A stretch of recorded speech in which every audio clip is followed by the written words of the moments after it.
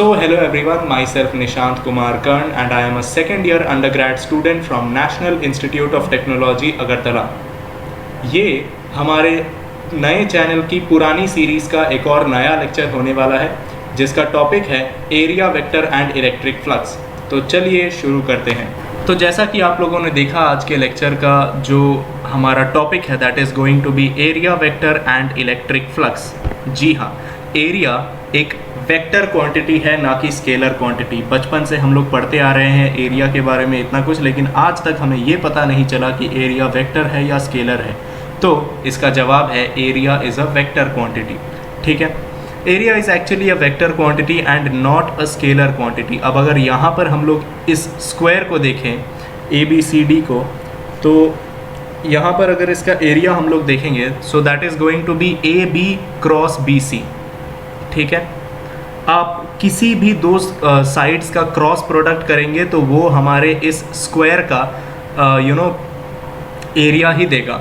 ठीक है, here area is going to be A B cross B C. मैंने मान लिया कि A B cross B C का मैं क्रॉस प्रोडक्ट कर देता हूँ, so that is going to be A B into B C into N cap. N cap यहाँ पर क्या है?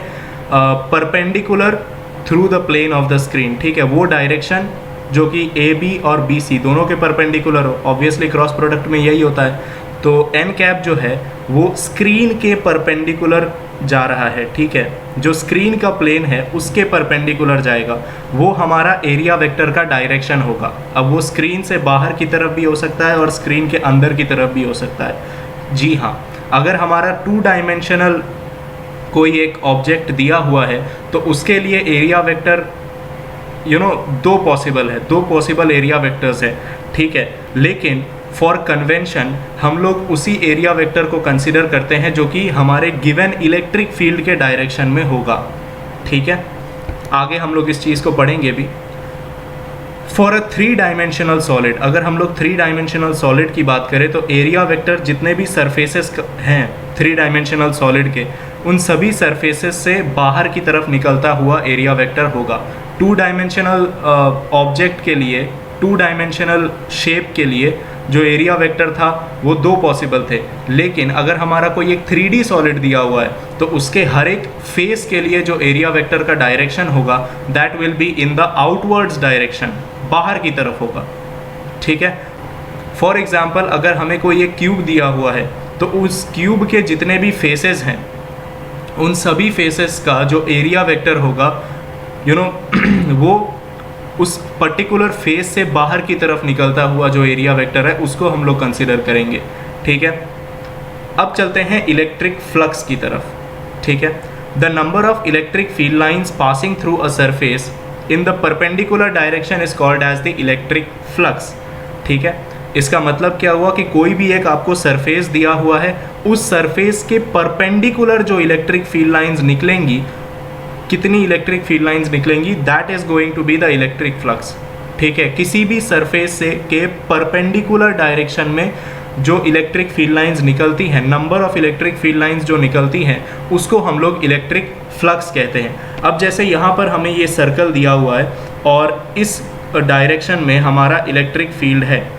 ठीक है, अब अगर यहाँ पर देखें तो इस सरफेस के परपेंडिकुलर डायरेक्शन में कोई भी इलेक्ट्रिक फील्ड लाइन नहीं जा रही है। ठीक है, इस सरफेस का अगर एरिया वेक्टर हम लोग देखेंगे तो वो इस स्क्रीन के प्लेन से परपेंडिकुलर होगा। ठीक है, इस सर्कल का जो एरिया वेक्टर है वो स्क्रीन के प्लेन के परपेंडिकुलर होगा ऑब्वियसली।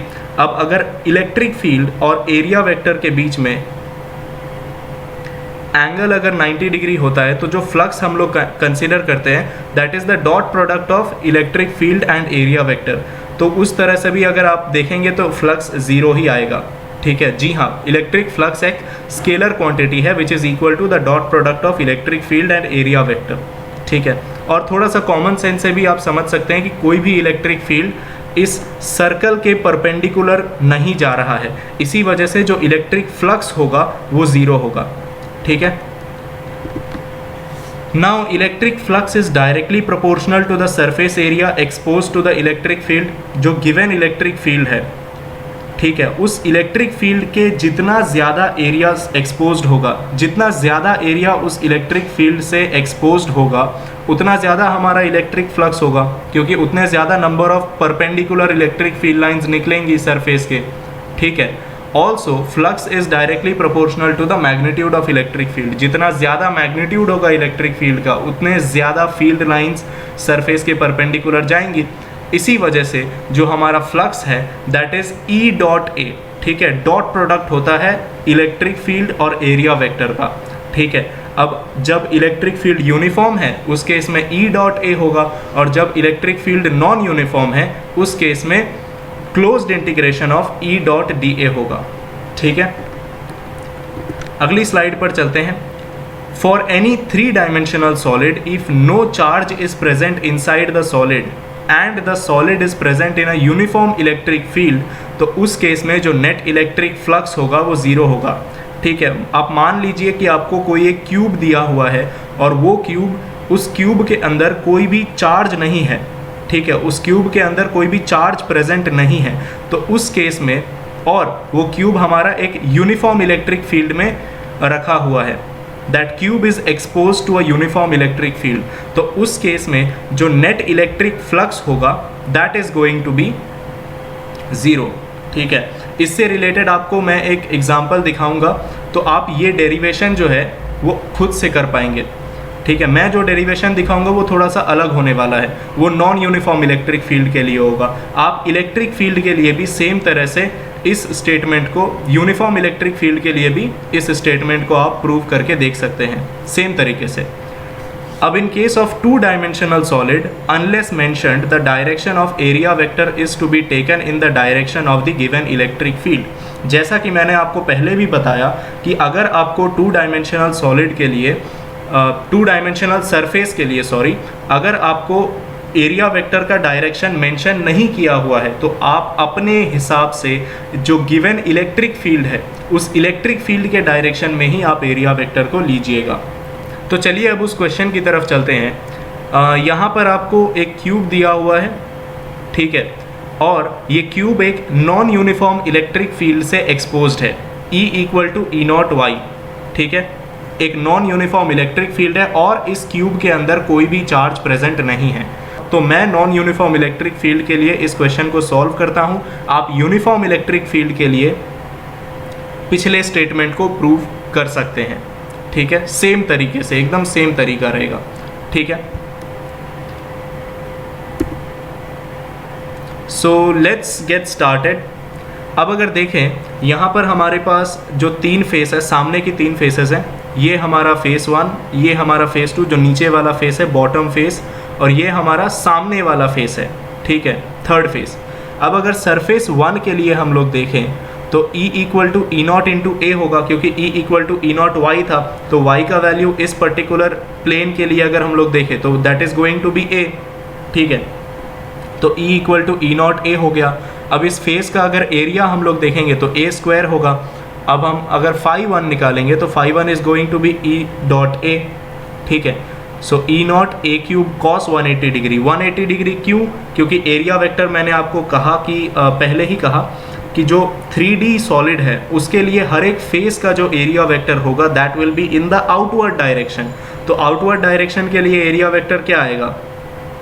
एरिया वेक्टर और इलेक्ट्रिक फील्ड के बीच में जो एंगल होगा दैट विल बी 180 डिग्री। तो minus E naught A cube जो है वो फेस 1 के लिए इलेक्ट्रिक फ्लक्स होने वाला है। सिमिलरली अगर आप फेस 2 और 3 के लिए देखेंगे तो कोई भी इलेक्ट्रिक फील्ड लाइन जो है वो परपेंडिकुलर डायरेक्शन में नहीं जा रहा है, ठीक है। एक बार फिर से मैं आपको उस फिगर पे लेके चलता हूँ। अगर आप ध्यान से देखें तो कोई भी इलेक्ट्रिक फील्ड लाइन इस फेस के परपेंडिकुलर नहीं जाएगी, ठीक है। और इसके पैरेलल जो ऊपर वाला फेस होगा इस क्यूब का उसके भी परपेंडिकुलर कोई इलेक्ट्रिक फील्ड लाइन नहीं जाएगी, ठीक है। सिमिलर तरीके से ये जो फेस 3 है उसके लिए भी कोई भी electric field line perpendicular direction में नहीं है और ना ही इसके पैरेलल वाले फेस के लिए कोई electric field line perpendicular direction में है। तो 4 फेसेस के लिए ये फेस और इसके पैरेलल वाला फेस और ये फेस और इसके पैरेलल वाला फेस, फेस 2 और उसके पैरेलल वाला फेस और फेस 3 और उसके पैरेलल वाला फेस, इन चारों फेसेस के लिए जो इलेक्ट्रिक फ्लक्स होगा वो ज़ीरो होगा। क्यों? क्योंकि इन सारे फेसेस के लिए जो इलेक्ट्रिक फील्ड और एरिया वेक्टर के बीच का एंगल है दैट विल बी 90 डिग्रीज। ठीक है, तो 4 फेसेस यहाँ से निपट गए और एक पिछले वाला हमने सॉल्व कर लिया, 5 फेसेस की कहानी हो गई। अब छठे फेस के लिए अगर देखें, यानी कि फेस 1 के पैरेलल वाला जो फेस था उसके लिए फ्लक्स क्या होगा, ई नॉट इंटू वाई, वाई का वैल्यू उस पैरेलल वाले फेस के लिए, फेस 1 के जो पैरेलल वाला फेस है उसके लिए y की वैल्यू 2a होगी, तो E naught into 2a into area का वैल्यू a स्क्वायर, और फेस 1 के पैरेलल वाला जो फेस है उसके लिए जो एरिया वेक्टर का डायरेक्शन होगा that will be in the direction of electric field, तो इसी वजह से थीटा का वैल्यू 0 डिग्री होगा और 2 ई नॉट ए क्यूब हमारा फ्लक्स हो जाएगा। तो जो नेट फ्लक्स होगा that will be φ1 + φ2 which is equal to E naught A cube. तो ये नॉन यूनिफॉर्म इलेक्ट्रिक फील्ड में जब हमारा कोई भी 3 डायमेंशनल सॉलिड एक्सपोज्ड है उसके लिए मैंने आपको बता दिया कि किस तरह से आपको नेट इलेक्ट्रिक फ्लक्स निकालना है। अब आप सेम काम कीजिएगा फॉर यूनिफॉर्म इलेक्ट्रिक फील्ड।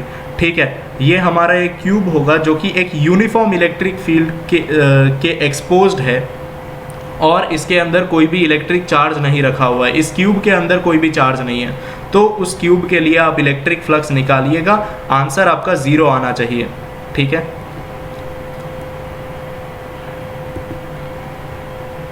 आज का लेक्चर यहीं तक। Thank you future rock stars इस वीडियो को देखने के लिए, मेरे साथ जुड़ने के लिए। आई होप आपको ये लेक्चर समझ में आया होगा, आई होप आपको मेरे कॉन्सेप्ट समझ में आते होंगे। आपका कोई भी डाउट है आप कमेंट सेक्शन पे कमेंट कर सकते हैं।